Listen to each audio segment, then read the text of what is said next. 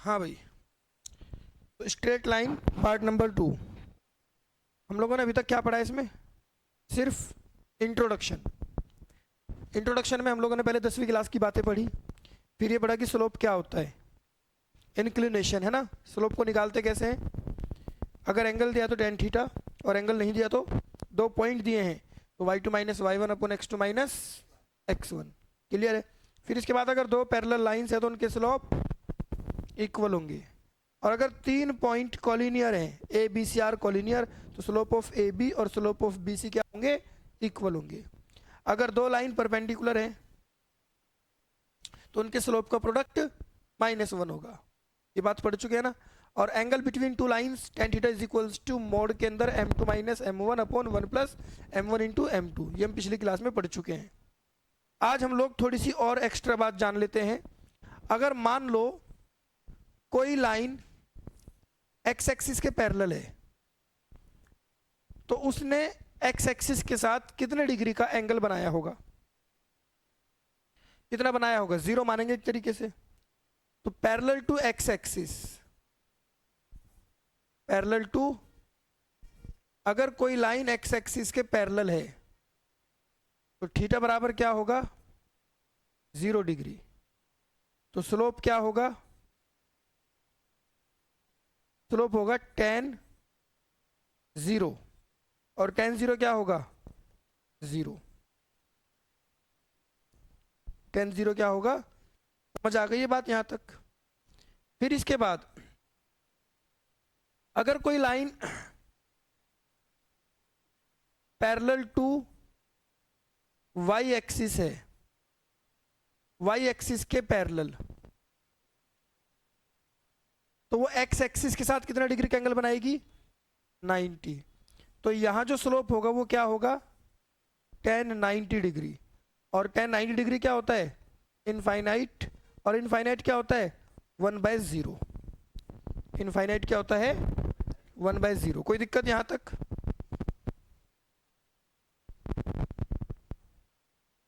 Clear है? चलो भाई, ये कंडीशंस आप लोगों को याद रखनी है। अब इसके बाद आगे बढ़ते हैं। एक्सरसाइज 9.1। पहला सवाल देखो, पहला सवाल क्या कहता है? Draw a quadrilateral in the Cartesian plane. एक कार्टेशियन प्लेन पर एक क्वाड्रिलेटरल ड्रॉ करना है। तो पहले कार्टेशियन प्लेन बना लेते हैं हम लोग। ये लो,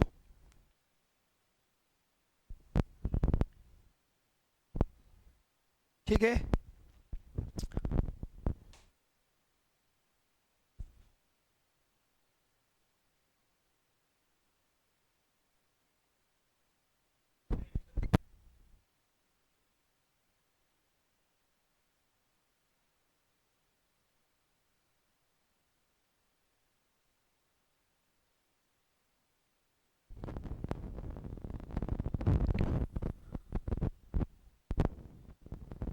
ठीक है,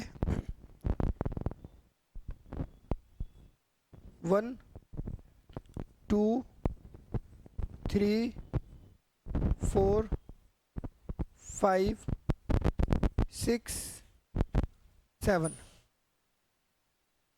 क्लियर यहां तक?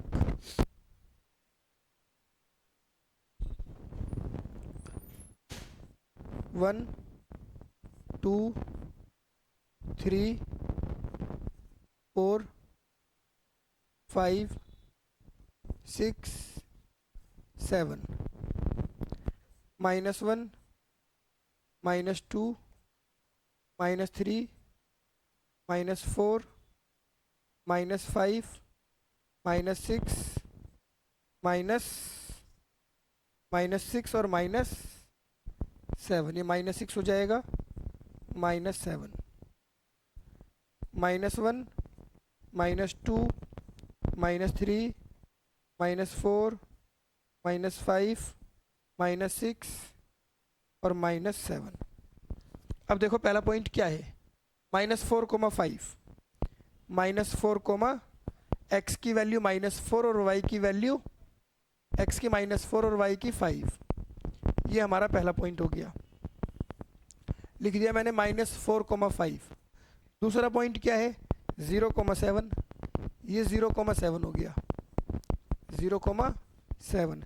तीसरा पॉइंट क्या है 5 - 5, x 5 है और y -5 है, x 5 और y -5। एंड फोर्थ पॉइंट -4 -2, ये हमारा पॉइंट नंबर 4 हो गया। अब जरा इनको मिला दो, इनको मिलाओगे तो एक क्वाड्रिलेटरल बनेगा। देखो इससे इसको मिला देते हैं, इसके बाद इससे इसको मिला दिया, फिर इससे इसको मिलाया, फिर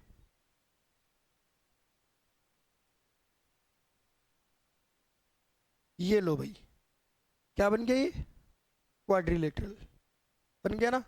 तो यही बोल रहा था कि इस पॉइंट से बनने वाले क्वाड्रिलेटरल को कार्टेशियन प्लेन पर रिप्रेजेंट कर दो और फिर उसका एरिया निकाल दो। अब देखो क्वाड्रिलेटरल का एरिया तो हम निकालना नहीं जानते, लेकिन हमें काम कर सकते हैं, हम इसे 2 ट्राइंगल में बांट सकते हैं। इसके नाम भी लिख लो A, B, C और D। अब अगर मैं काम करूं, बीच में इसका डायगोनल ड्रॉ कर दूं, यहां से लेकर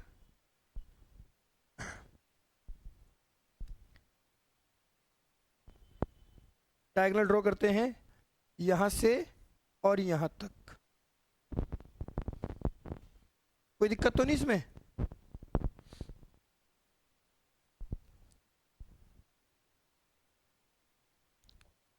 का कलर चेंज कर लेते हैं, लेकिन ऑप्शन अभी नहीं आ रहे, चलो बाद में देखेंगे। ये लो भाई, अब मेरी नज़र में ये 2 ट्राइंगल हो गए। अब आप ट्राइंगल ABC का एरिया निकालो और ACD का एरिया निकालो, दोनों को ऐड कर दो, निकाल लो एरिया। पहले इसका निकालते हैं, इस ट्राइंगल का एरिया है ना। A कितना है -4,5, B कितना है 0, और C कितना है 5, -5। इसे बोल दो x1 y1 x2 y2 x3 y3।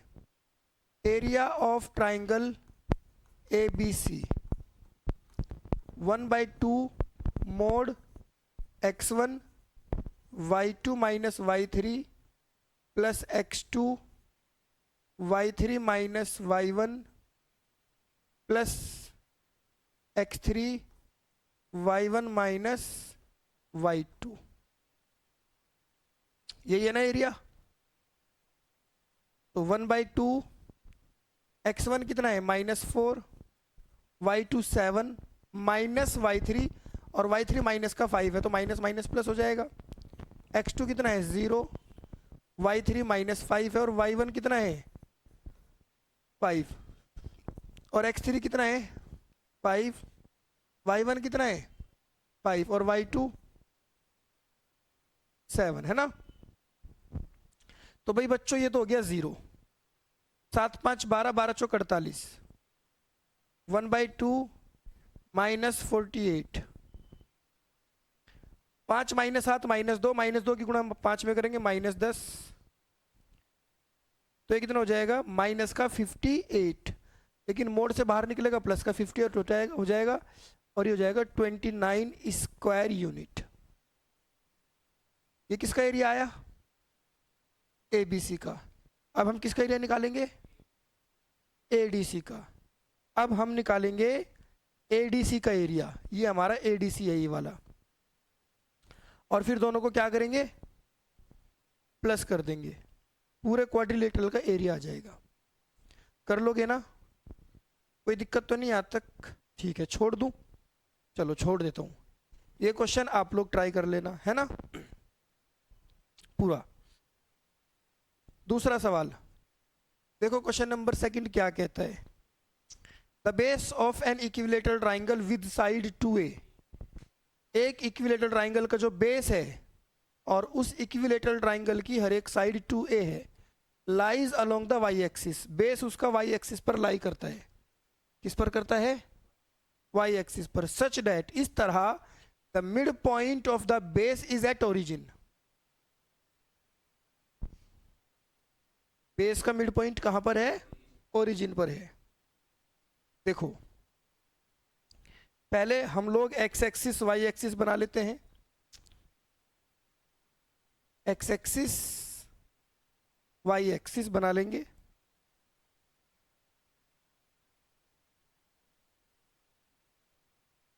कोई दिक्कत तो नहीं यहां तक? ठीक है।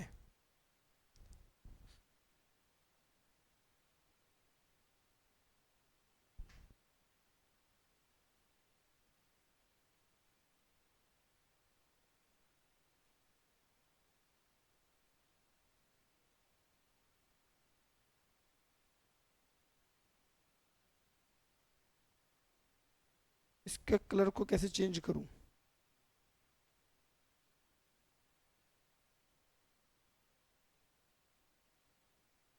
चलो कलर भी चेंज नहीं हो रहा है, कोई दिक्कत नहीं, इसी कलर से ले लेते हैं। एक इक्विलेटरल ट्राइंगल बनाना है।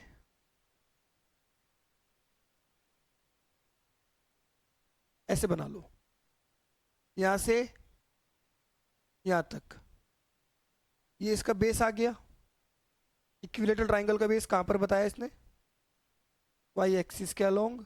और इस तरीके से बताया कि बेस का मिड पॉइंट ओरिजिन पर है। फिर इस लाइन को मैं यहां ले आया और इसको यहां ले आया। ये बन गया मेरा इक्विलेटरल ट्राइंगल। इसका नाम लिख लो ए बी सी। ये भी साइड 2A है, ये भी साइड 2A है, और ये पूरी साइड भी 2A है। मैं इसको A ऊपर A नीचे ऐसे मान लेता हूं, क्योंकि ओरिजिन पर इस बेस का मिड पॉइंट है। समझ में आ गई बात यहां तक? इसका नाम रख लो चलो D पॉइंट। अब मसला ये है कि हमें इस ट्राइंगल के, इक्विलेटरल ट्राइंगल के कोऑर्डिनेट्स बताने हैं। सबसे पहली बात तो यह है कि हम ये कैसे कंफर्म करें कि इक्विलेटरल ट्राइंगल उसने इधर बनाने को कहा या उधर बनाने को कहा? नहीं पता? ठीक है, चलो इसका भी इंतजाम है हमारे पास। पहले देखो यहां से यहां तक की लेंथ A है ना, तो ये पॉइंट बनेगा 0, A। और ये लेंथ भी A है ना, तो ये पॉइंट बनेगा 0, -A। अब अगर मैं इस ट्राइंगल को, इसका ये कोऑर्डिनेट निकालना चाहता हूं, तो मुझे इस लेंथ की ज़रूरत है, और ये लेंथ मेरे पास नहीं है। तो मैं इस लेंथ को कैसे निकाल सकता हूं? In triangle ACD, triangle ACD में पाइथागोरस लगा लो। पाइथागोरस क्या कहती है? AD का स्क्वायर प्लस CD का स्क्वायर। AD प्लस CD बराबर AC का स्क्वायर। AD कितना है? A। CD कितना है? CD। और AC कितना है? 2A का whole square. A square plus CD square equal 4A square. उसे उधर भेज दो 4A स्क्वायर को। CD स्क्वायर बराबर क्या आएगा? 3A square. A स्क्वायर को उधर भेजा, 4A स्क्वायर में से माइनस कर दें। अब CD बराबर क्या आएगा? +-√3A। आएगा नहीं आएगा? अब देखो समझो इस बात से, हमारा इक्विलेटरल ट्राइंगल उस तरफ मुंह करके भी बन सकता है, इस तरफ भी बन सकता है। तो इसीलिए x की वैल्यू प्लस माइनस दोनों हो सकती है। +-√3A, 0। ये होगा इसके तीनों वर्टिसेस। बस इतनी सी बात थी। क्लियर है ना? यहाँ प्लस माइनस का लगाना जरूरी है। Next question, question number 3। हाँ जी, ये सवाल तो खत्म हो गया। Find the distance between PQ, P(x1, y1), Q(x2, y2) when PQ is parallel to y axis। PQ किसके पैरेलल है? y एक्सिस के पैरेलल है। एक लाइन ये हो गई और एक लाइन ये हो गई। हमें PQ के बीच का डिस्टेंस चाहिए। किसके बीच का डिस्टेंस चाहिए? PQ। और वो PQ y एक्सिस के पैरेलल है। बनाओ इसे y एक्सिस के पैरेलल। लो भाई, ये रही y एक्सिस के पैरेलल। ये है हमारा P (x1, y1) और ये है Q (x2, y2).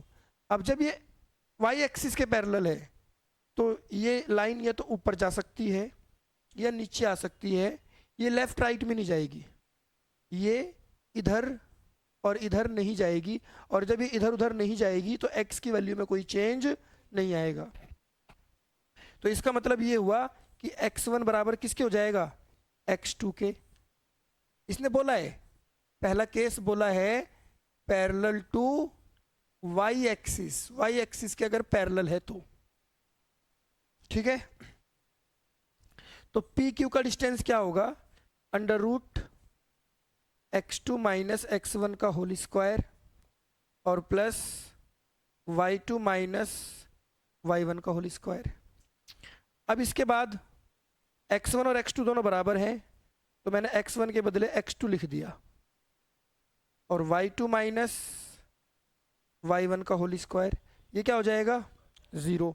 बचेगा कौन, रूट के अंदर y2 माइनस y1 का whole square, y2 minus y1 का, तो पी क्यू का जो डिस्टेंस आएगा वो क्या आएगा, मोड y2 माइनस y1। सिर्फ y2 माइनस y1 लिख के तो गलत हो जाएगा भाई, मोड में लिखना है, क्योंकि डिस्टेंस तो माइनस में नहीं आएगा। और ये बात याद रख लेना, रूट के अंदर एक्स स्क्वायर अगर कभी लिखा मिले तो वो मोड एक्स होता है, एक्स नहीं होता, क्या होता है, मोड एक्स। समझ गए बात, ठीक है। फिर इसके बाद ऐसे ही सेकंड केस है इसका, कहता है parallel to X axis, parallel to X axis. और मैं समझ गया कि जब वाई एक्सिस के पैरेलल था तो एक्स में चेंज नहीं आया, जब एक्स एक्सिस के पैरेलल होगा तो फिर वाई में चेंज नहीं आएगा, तो डिस्टेंस क्या बनेगा, x2 माइनस x1 का whole square plus y2 minus y1 का होल स्क्वायर। अगर मैं y1 के बदले y2 रख दूंगा ये 0 हो जाएगा, तो क्या बचेगा, P Q x2 minus x1, ये बचेगा।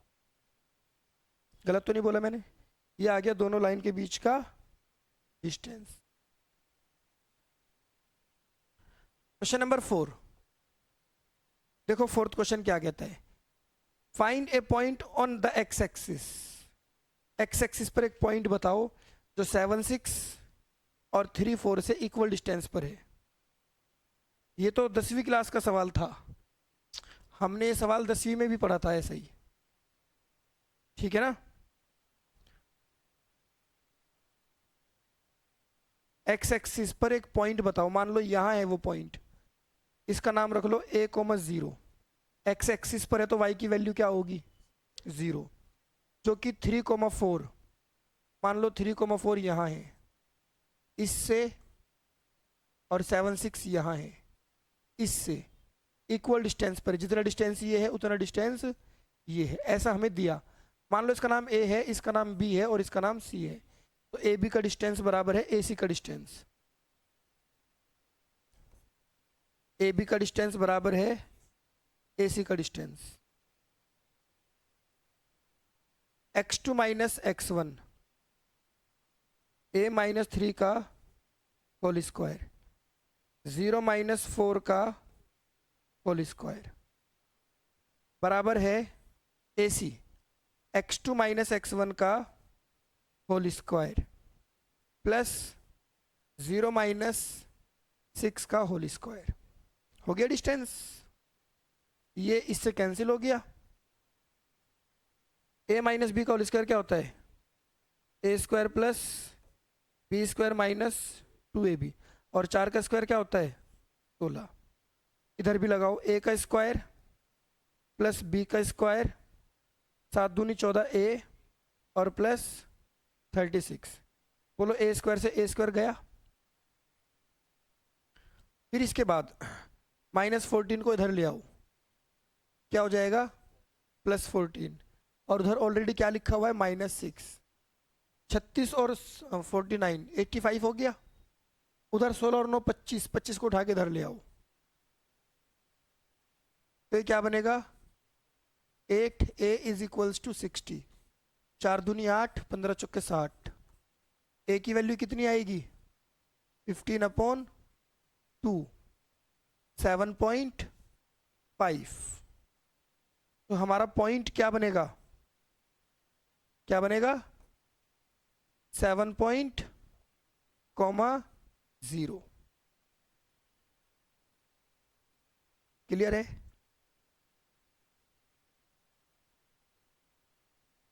Question number 5, find the slope of A line. एक लाइन का स्लोप बताओ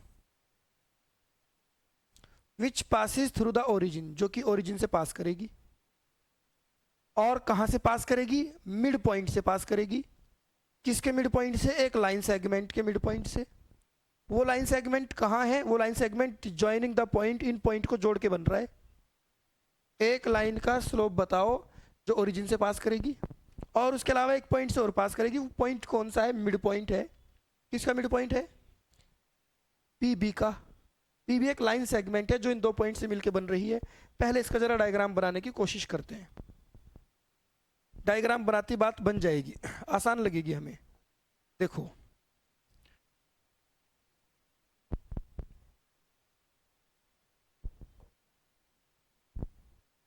ना समझ आए तो बताना, ठीक है भाई। एक लाइन है जो ओरिजिन से पास कर रही है, इससे पास कर रही है और मिड पॉइंट से पास कर रही है। मिड पॉइंट किसका, एक लाइन सेगमेंट का। वो लाइन सेगमेंट कहाँ है, वो दो पॉइंट को मिलाकर बना हुआ है। दो पॉइंट कौन कौन से, 1 2 3 4, -4,0 हो गया। ऐसे ही यहां पर मान लो 0,8 है या नहीं है। एक पॉइंट ये है और एक पॉइंट ये है। इन दोनों को मिलाकर जो लाइन सेगमेंट बनेगा, देखो भाई बना दिया मैंने इन दोनों को मिलाकर लाइन सेगमेंट, ये रहा जी 0। ये लो भाई तुम्हारी बात मान लेंगे, 0 -4 खुश। और वहां 8,0। यहां क्या है, उल्टा लिख दिया था, कोई दिक्कत नहीं है। समझ में आ गई बात। Find the slope of A line which passes through origin and the mid point of the line segment. Line segment कौन सा, जो इन दो पॉइंट से बन रहा है। इसका मिड पॉइंट कहाँ होगा, यहाँ होगा, है ना। ये लो जी, इसको मिलाओ, ये मिला दिया मैंने।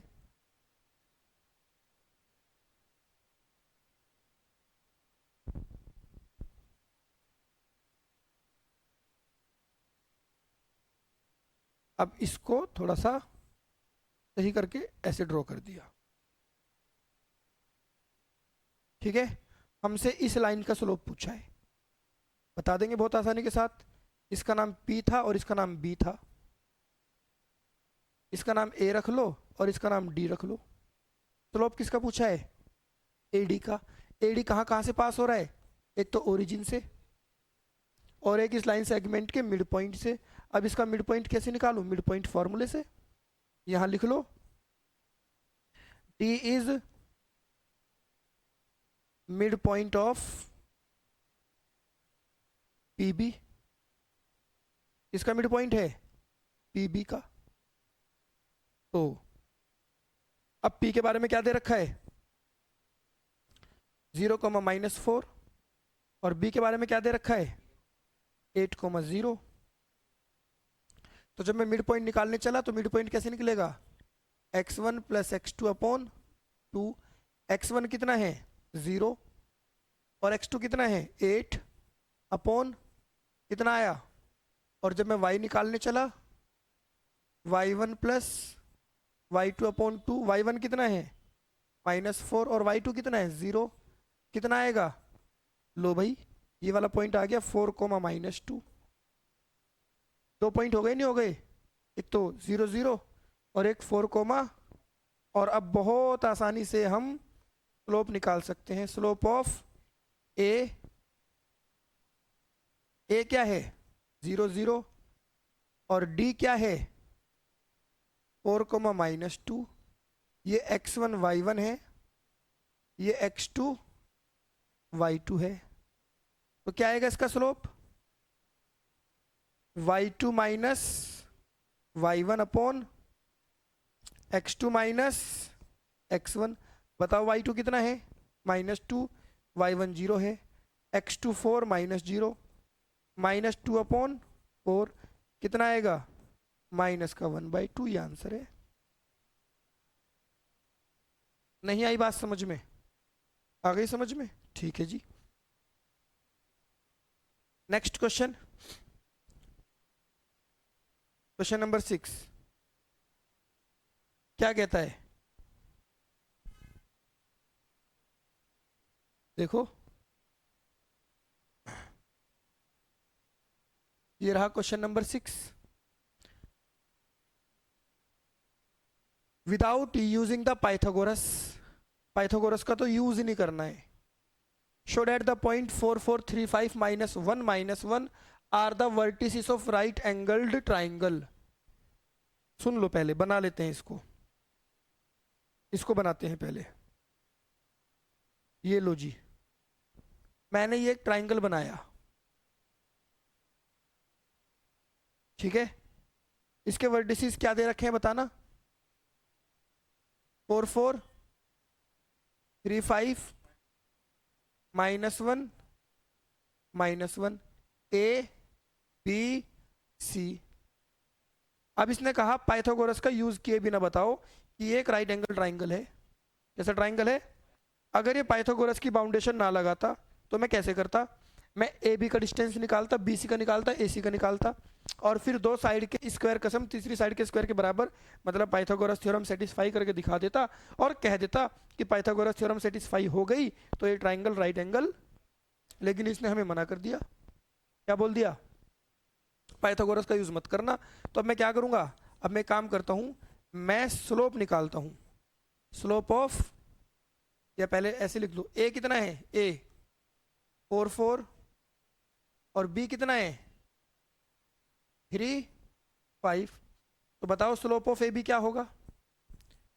Slope of A B y2 -y1 x2 minus, ऊपर आएगा 1 नीचे आएगा -1, मेरे हिसाब से क्या आएगा? -1। अब बताओ बी कितना है? 3 5 और सी कितना है?